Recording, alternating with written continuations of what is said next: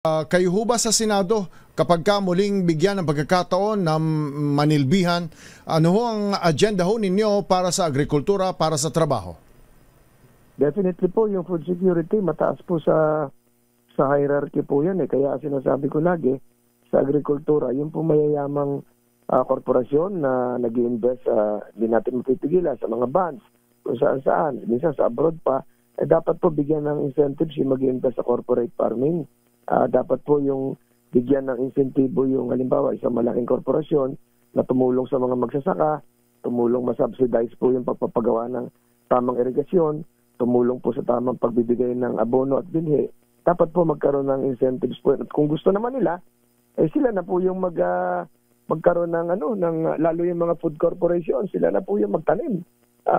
Nung araw po kasi yung corporate farming ay sinusulong ng mga nakaraang panahon, nawala lang po yan kasi hindi profitable daw.